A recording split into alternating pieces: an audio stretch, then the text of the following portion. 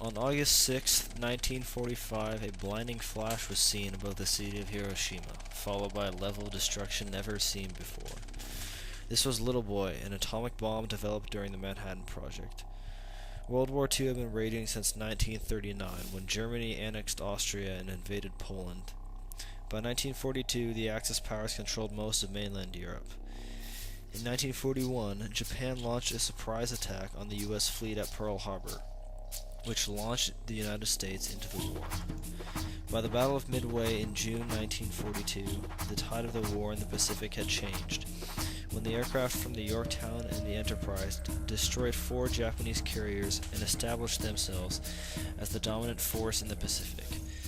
Now, the United States would be back on the offensive. Then, on June 6, 1945, the combined Allied forces opened a second front on the beaches of Normandy.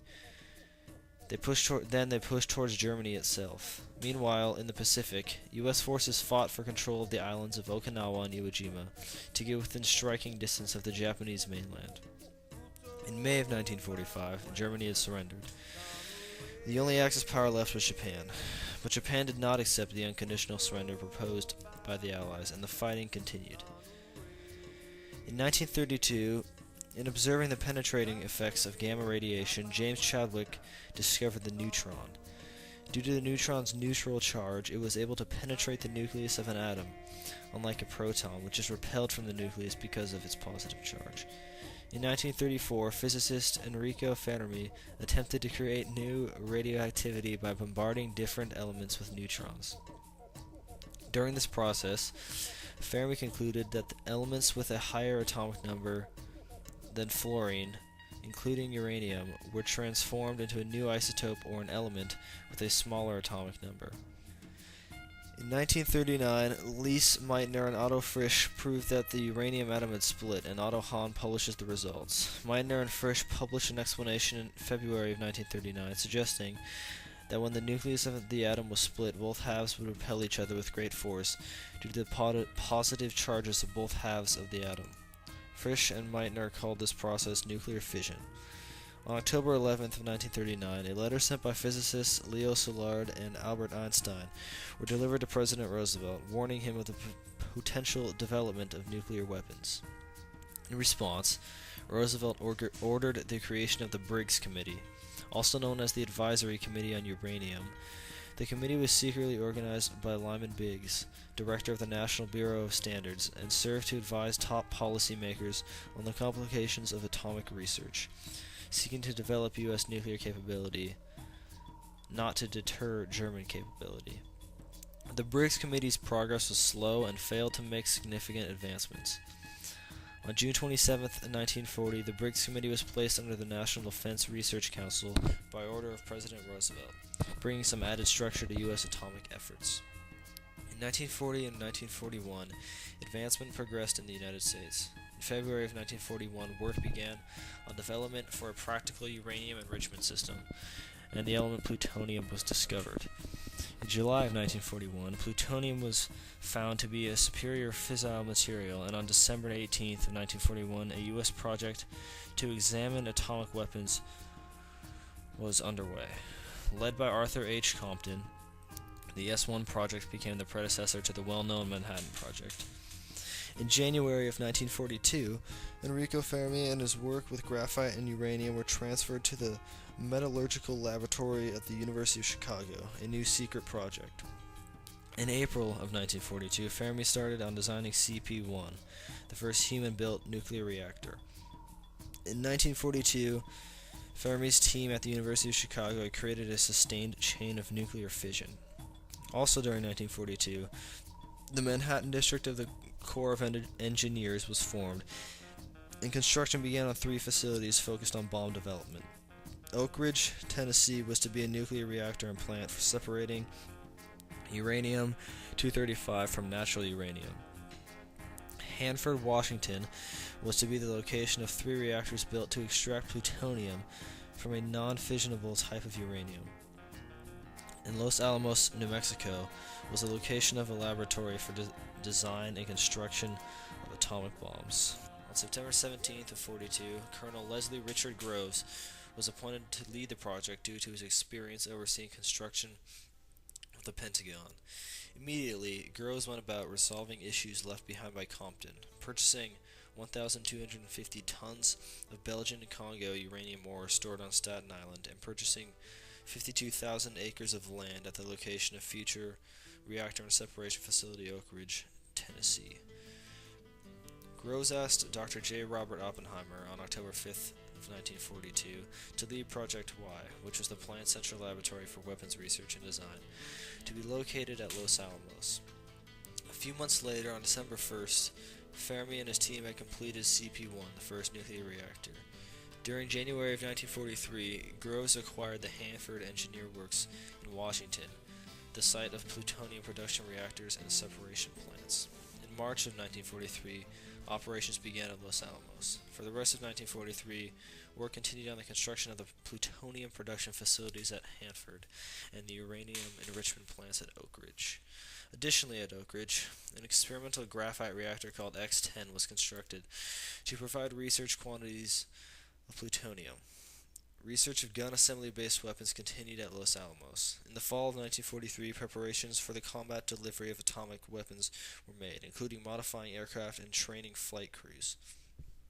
In January of 1944, complications arose with the diffusion barriers for the K-25 gaseous diffusion plant at Oak Ridge. The original process for barrier production seemed unpromising, so Groves switched from the plant production to a new process. On June 18, 1944, Groves arranged for the construction of S-50, a liquid thermal diffusion uranium enrichment plant constructed also at Oak Ridge. On July 4th of 1944, it was found that neutron emission for reactor-produced plutonium was too high for gun assembly to work. Subsequently, the planned plutonium gun was abandoned and implosion research was made top priority. Additionally, malfunctions were observed in the B-pile reactor at Hanford, and thus modifications to the B reactor and other reactors under construction had to be made. In October of 1944, Dr. Oppenheimer and Groves approved plans for a bomb test at the Alamogordo bombing range. In December, output from the Y-12 plant reached 90 grams a day, and successful explosive lens tests established feasibility of constructing an implosion bomb. During January of 1945, the Y-12 site output reached an average of 204 grams of 80% uranium-235 per day. Projected production of sufficient material for a bomb was July 1st. Also, at this point, usable barrier tubes began arriving at the K-25 plant. By mid-month, the first evidence of solid compression from implosion was observed at 5%. During April, Oppenheimer reported optimal performance with implosion compression and subscale tests. In May, the 100-ton test was conducted. 108 tons of composition B, laced with 1,000 curies of reactor fission product, would be detonated 800 yards from Trinity Ground Zero to test instrumentation for Trinity. Additionally, the draft of general procedures for atomic bombing was completed, and Little Boy was ready for combat use, except for the uranium-235 core. It was estimated that sufficient material would be available by August 1st. In July of 1945, final preparations began at the New Mexico test site, the Jornada del Muerto at the Alamogordo bombing range, for the first atomic bomb test, codenamed Trinity. Final test preparations began. Then on July 16th at 5:29 a.m., Gadget was detonated in the first atomic explosion in history. The explosive yield was 20 to 22 kilotons, vaporizing the steel tower. Dr. Oppenheimer later stated while watching the test that he was reminded of a line from the Bhagavad Gita, a Hindu scripture, which read, quote, "Now I am become death, the destroyer of worlds," end quote. Fast forward to the early morning of August 5th, 1945, and Little Boy is loaded into the cargo bay of the Enola Gay. This B-29 bomber was flown by Captain Paul Tibbets, and the flight was roughly 6 hours to Hiroshima. Second Lieutenant Morris Jepson removed the safety devices on Little Boy about half an hour before it was dropped. After a scout plane flew over the city, the Enola Gay began its bombing run. Little Boy was dropped at 8:15 a.m. and detonated approximately 2,000 feet above the city. The bomb exploded with a force equal to 16 kilotons of TNT. Around 70,000 were killed in the blast, and another 70,000 died from injuries. Japan was given the chance to surrender, but they decided that the United States could only ready 1 or 2 more bombs, and that they could not accept the conditions of surrender. Then on August 7th, the Soviet Union launched their Manchurian invasion, with word reaching Tokyo just a few hours later. High-ranking Japanese officials then imposed law forbidding peacemaking. So just 2 days later, on August 9th, 1945, the Fat Man was placed aboard Boxcar, another B-29 bomber. The city of Nagasaki made an all-clear call that morning after assuming that the planes flying over were simply reconnaissance. A break in cloud cover at approximately 11 a.m. allowed Fat Man to be dropped. It exploded at about 1,600 feet with a force equal to 21 kilotons of TNT. It is estimated that about 75,000 people died in this bombing. However, Nagasaki is located within the Urakami Valley, which is a ring of mountains protecting the city. When the bomb was detonated, this natural protection led to fewer deaths than at Hiroshima, which is located on a flat delta. The United States would have been able to have another usable bomb ready by the 19th of August, as well as 3 more in both September and October, according to a report sent to General George Marshall. However, the Japanese Emperor Hirohito agreed to surrender in the aftermath of the bombing of Nagasaki. He cited the potential nuclear threat of the United States, as well as the incompleteness of Japanese defenses for a potential American invasion as 2 major reasons for the surrender. Interestingly, he declined to cite the ongoing Soviet invasion of Japan as a contributing factor. On August 15th, Emperor Hirohito made a rare appearance on the radio to announce the surrender, agreeing to the provisions of the Joint Declaration of Powers. Although fighting between Japan and both the Soviet Union and China was ongoing, ceasefire would soon be negotiated.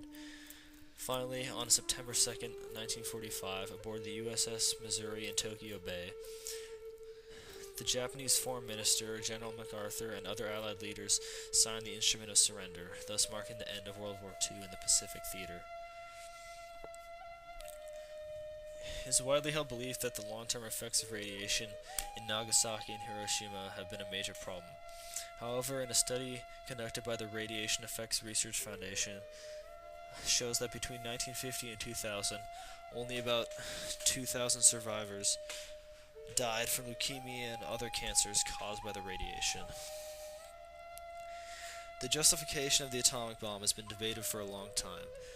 There are those who believe that there was a need to drop them on Hiroshima and Nagasaki due to the Japanese tendency to fight to the death on many of the islands of the Pacific, and that it would save American and Japanese lives because the United States would not need to invade the Japanese mainland. But there are those that say that the bomb was completely unnecessary and that Japan would have surrendered without the use of nuclear weapons.